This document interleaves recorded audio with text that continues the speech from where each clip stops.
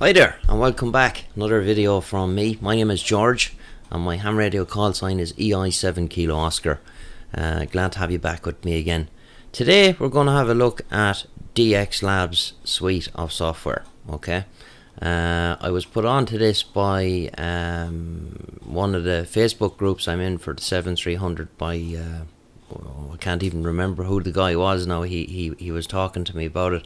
I had heard of it before and I never really looked at it, so I said, oh well, okay, so let's explore it together. It's very new to me. I don't have it here that long, so let's assume that you have went to the DXLab's site and downloaded the software onto your PC, and you'll end up with this here. There'll be a shortcut on your desktop of this little guy here, the little space shuttle. So hit that and this window will open. When you do that for the first time, all those little red dots will be black, and what that means is that those pieces of software are not yet installed, because all these programs are separate to one another, but yet they all work in perfect unison. So CMD is Commander, DXK is DX Keeper, DXV, I'm not sure what that is. This is Propagation Finder.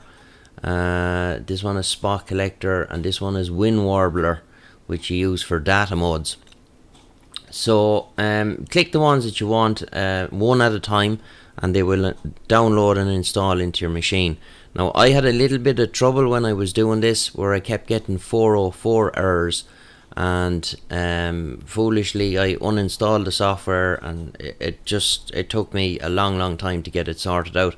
These guys have a great support group on the Yahoo platform, very good, and you'll have the people that write this software coming back to you, and they're very helpful, and no trouble with repeat emails if you're asking really stupid questions.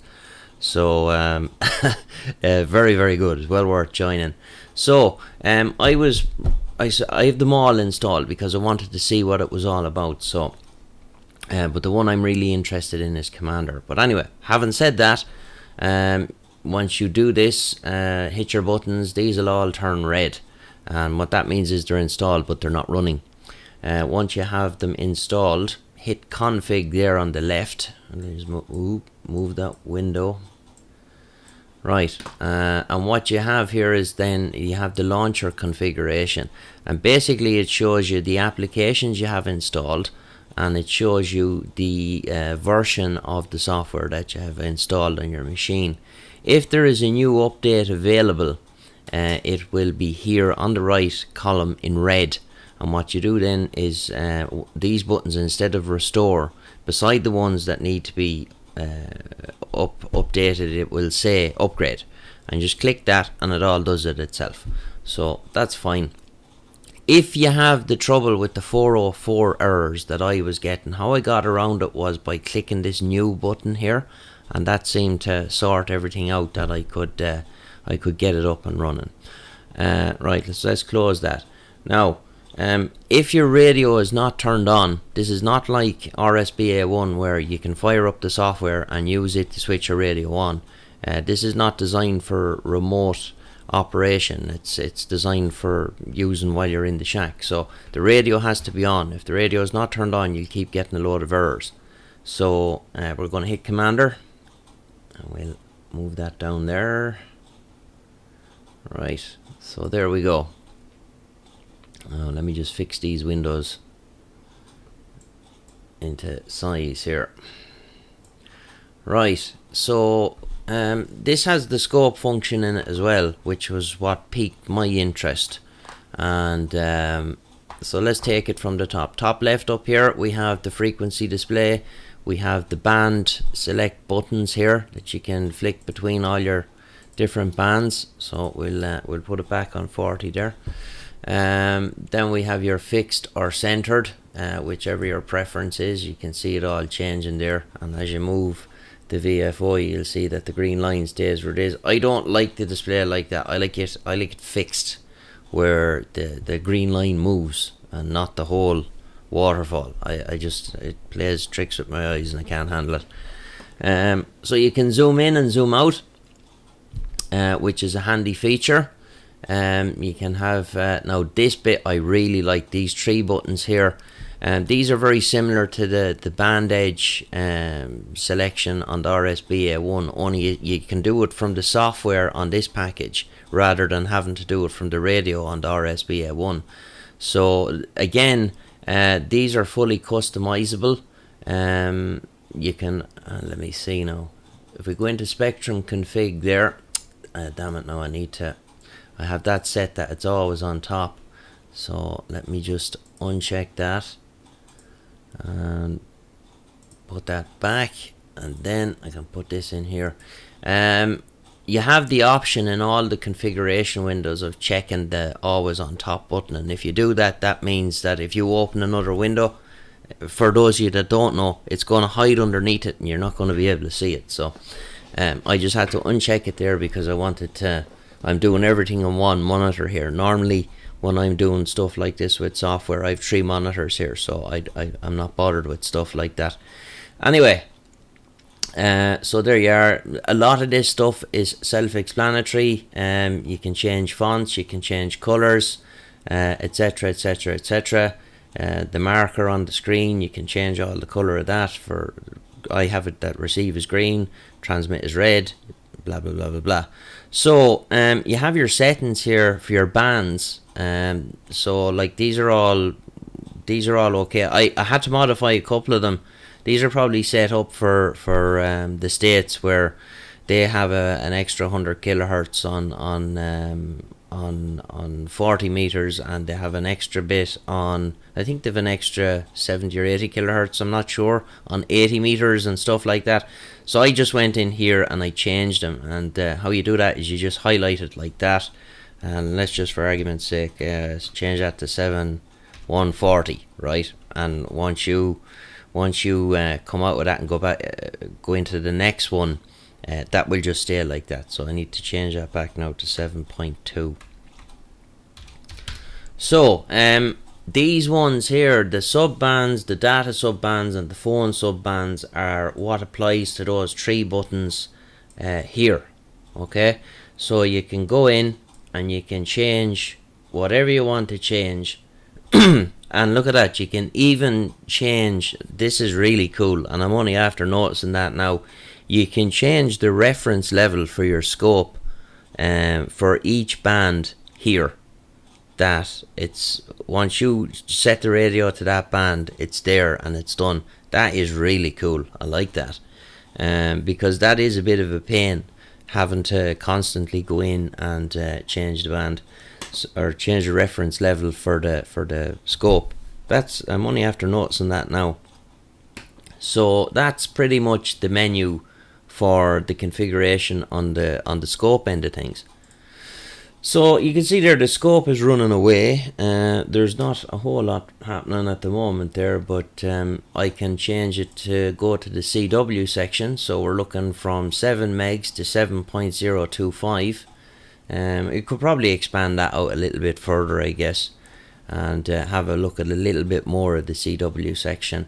There's the data section. That may or may not be right. I'm not a data guy, so I don't know. I didn't even look at that. And I have the phone section. I have it running from 7.125 to 7.200, which is pretty much the end of the band that I'm in all the time. I spend a good bit of time on 40. It's one of my favorite bands. So here you can change your reference level whatever way you want it, and the gain. Now this is kind of a bit of an oddball one, and it caught me out at first.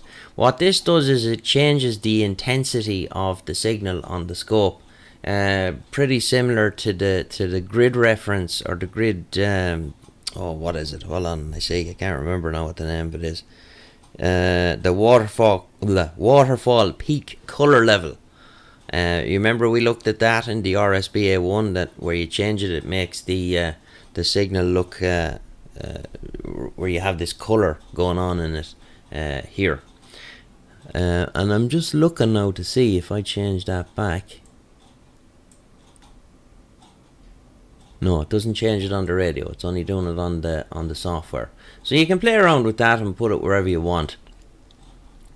So we come on down to this window here then, which is kind of like the I suppose the nuts and bolts of what's going on with the radio. You have your S meter here. And just be aware of this, that when you see this telling you 9, that's actually S8. It runs one behind. So 10 is S9, 11 is 10 over, 12 is 20 over. It goes that way. And it explains everything in the help files.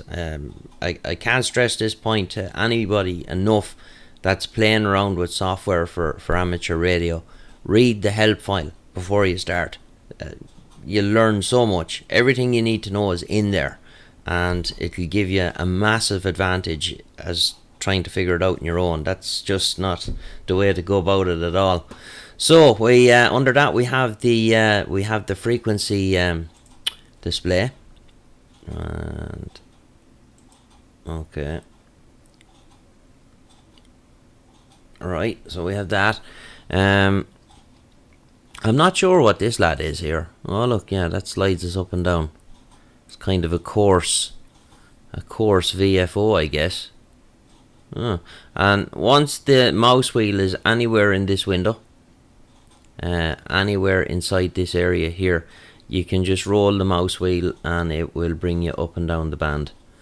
Your A, B VFO here, A equals B, A multiplied by B, and your XFC all there. You can select your split here, and a second marker should appear. I don't know where it is. It's on the same frequency, that's why.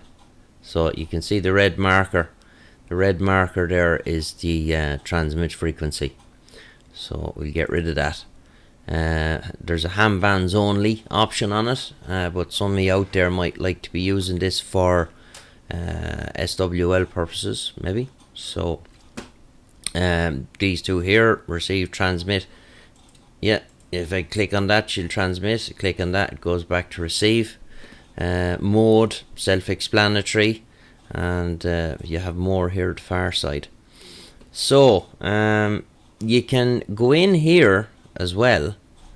Why is that on filter 2? I must have been on. Okay, so you can go in here and customize your filter widths, even on your preset filters on the radio. Filter 1, filter 2, filter 3. You can go in here on this slider here, and you can pretty much put that wherever you want it and customize it. It's the personal settings in this, like the way you can set it up to suit yourself, are absolutely fantastic. And have your passband 1 and 2 there. Now here's something I really like. The newest thing in my shack here is the 7300. Everything else is almost as old as me, and I'm getting on a bit. So what I mean by that is my amp and my tuner are manual. They're not automatable. They're really old. So you have you know, three lots of settings that you need to have everything in order. So if we go into the configuration on this, and I just pull this window across, we'll go through all the other windows in a minute, but you can see here these three. Now this is different because I haven't changed. It'll be device 1, device 2, and device 3. So you go to that and you can name it here whatever you want. So in this case I have it named as my tuner, my Dentron MT3000A, and the 3 controls I have are it doesn't give you enough space to write a whole pile of stuff in, so I had to abbreviate. So that's my transmit matching, my inductance, and my receiver, or my aerial matching or whatever. So I just abbreviated them. So you can just leave those 2 colors stock there. What that means is that they'll correspond here, and I'll show you so what it does. Let's see, you can go, I thought I set some of these, I mustn't have saved them right or something. Right, so basically what we're going to do here is we're going to go to 7150 and we're going to make that 6, and we're going to make that L, and we're going to make the other one 5. And now we'll make that into a capital L, easier to see it. And this one is 5.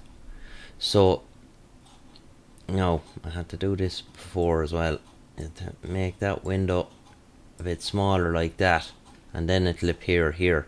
So basically what will happen is when you're on that frequency, on that part of the band, those settings will appear here, and you can set it up for the amp the same. So I just thought that was really cool, because when you have all stuff like mine, you know, you're kind of going around with, you know, you're going around with stuff like this, you know, cheat sheets and pieces of paper, and you know, after a while you get to remember most of them off by heart, but there's always one that catches you out. So I just thought it was a very, very cool feature. And there's room there for a third device, so you can, if you had like one of those MFJ noise cancelling doodads, you can put the settings for it there. So I just thought that was really good. So we go through some of the other tabs here. General. Now you're setting up, like, you go in here, this is all simple stuff now. Basically you want to be getting very familiar with what COM port your radio is on. Like, I know mine is COM port 4, the address is 94, and it's 115,200 for the baud rate. So, you know, write that down, and then you'll know going forward, because when you're putting all this different software in, it's just the same rigmarole. You pick the radio, you pick the address. Well, a lot of the time with this software now, they're actually getting very clever when they're writing this, that once you pick the radio, all the settings it puts in are correct, and the radio just connects to it straight away. So that's that. You can pick here what you want the meter to do on transmit. So you can have it RF, SWR, ALC, compression, volts, amps, whatever you want to do. I have it on RF. What's this? I don't know what this is, because I don't use data. I assume it's to pick whatever mode. Yeah, it seems to be. All the different modes are there. So pick log mode for data L, data U, which is, I do know that's lower and upper sideband, I think. So anyway, I don't know anything about that. I'm sure somebody that knows something about data will put something in the comments and put me in my box. So all this stuff here, you can select it or deselect it, or whatever you want to do. You see there, I have use multiple monitors, and also take this one in all the boxes as well. And if something goes wrong, or there's some issue with your PC or with the software, it'll write a .txt file, and it'll put it in the folder that DX Commander is in. Incidentally, that brings me to another point. Don't put it in your program files. Leave it in the C drive, in the C folder. Don't put it in the program files, because those are protected files by Windows, and it just causes all these problems with file permissions and stuff like that. Blah blah blah. I need a drink now. Okay. User defined controls. They're all self-explanatory stuff. Subband definitions, you can change them. You can go in and edit them. I didn't go near it. Didn't go near any of this. I didn't touch any of this bottom end of the screen at all. So that's that. Ports. So as I said, COM port 4, baud rate, your word parity, and your stop bits, DTR and RTS off. This is something that really seems to cause an awful lot of problems. I see it in the Facebook groups over and over and over again. My rig is going into send when I open the software. RTS, DTR, turn them off. They should be off. I think by default they're on when you get the radio. I'm not 100% sure on that, but I remember turning them off because I was having the same trouble. Icom radios, they don't need that. They don't need the RTS or the DTR. So, well, not for these applications anyway. So just switch them off in the radio, not in the software, in the radio, and that'll be that. You have this here for a secondary cat serial port. because you can use this software with 2 radios, where you can do the single operator 2 radio deal, and you can do it that way. So, and this is something else to do with it here as well.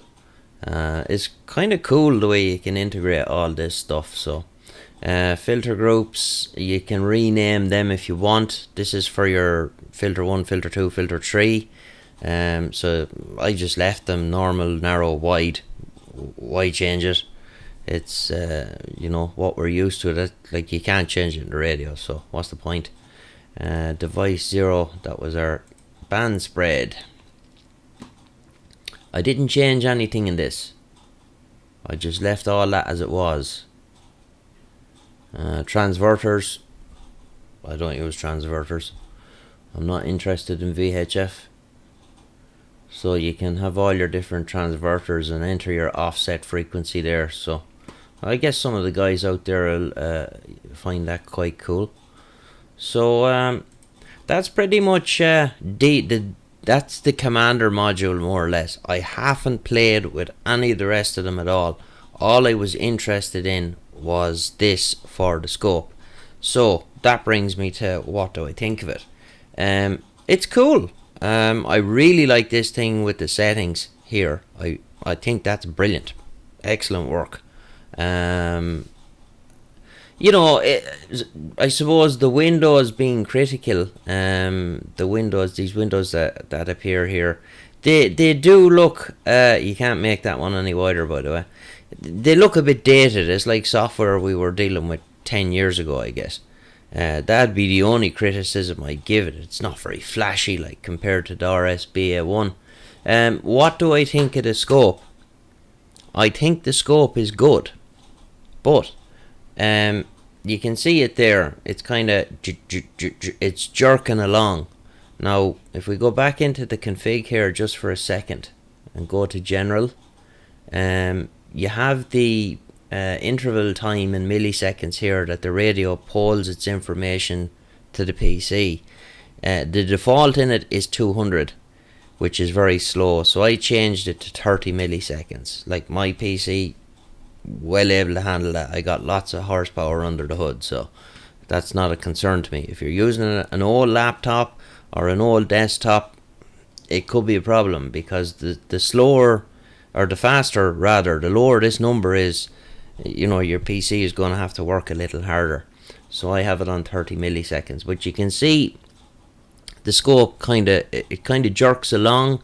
It's not as smooth as the scope on the RSBA1, but they are, I'm told via the group, they're working on an averaging algorithm like the RSBA1 has to make it smoother. So hopefully that'll come soon. So, but that'd be the only criticism I give the scope. It's actually quite nice. It looks good, and you know, you can zoom in and out, and you can change all your frequencies that you want to use. Now, I know you can do all that on the RSBA1 as well, but you know, certain little things, like the two things I think that are really cool is, one, I said it already about the device settings, and also on that, if I just go into it, go back here, you'll see here the tolerance. So what you can do is you can set that tolerance to whatever percent you think that if you move 5% off that frequency and you need to tune again, on 40 I can go from one end of the band to the other and I don't have to touch the tuner, and so it's not a concern. But on 80 I can't move very far. If I move 30 kilohertz on 80 I have to tune again. But that's, you know, when you're using a doublet antenna like what I have here, that's kind of par for the course. It is what it is. So but you can set that once you move 5% away from that frequency, those settings will disappear, and the whatever other settings you put in there will appear. So you'll know instantly what you have to change the controls. I just think that's very cool. And the other one I like is the 3 buttons up here for the band edges, because on the RSBA1, as I said, you have to do it in the radio. So that's DX Commander. DX Commander. Now that brings me, I've got Callum on the brain. I don't know, a lot of you guys are probably subscribed to Callum already, but if you're not, give him a look up there. His channel name is DX Commander, and I know Callum quite a while. I know him via Facebook, and I've worked him on 40 once or twice, and he is a really nice guy. And he has a company called DX Commander, and he makes like these vertical multi-band aerials, and he does. The guy is a genius with this MMNA or whatever it's called, modeling software, and he knows his onions when it comes to aerials. So give Callum a look and give him a subscription, and hit the bell button for him as well. Just tell him I sent you. So but I was saying there, completely lost the train of thought now. So you can set your band edges, as I said up here, and I just think it's good. So as I was saying, that's DXLab. See, that's where I got confused. DXLab Commander, pretty much in a nutshell, and you should give it a try and see what you think of it. And it's free. The whole thing is free, which is absolutely incredible, because you have 7 different packages that you can use. You have ones you can log with it. You can use it for turning your rotator. You can use it for looking at propagation. There's a cluster on it. You can use it for digital. But at the moment, all I'm interested in is playing around with it for the radio control and the spectrum scope. So I really hope you enjoyed the video. I know it's gone on a little bit now, but what can you do? It's very hard to make these videos and run through all the different things that these software packages can do in under 4 or 5 minutes. It's just not possible. I've tried it, but you wouldn't be able to understand a word I was saying. So there you go. So I really hope you enjoyed the video. If you haven't already subscribed, please do, and hit the bell button down there, and we'll be back very soon with another video. My name is George, and my ham radio call sign is EI7 Kilo Oscar. Bye bye for now.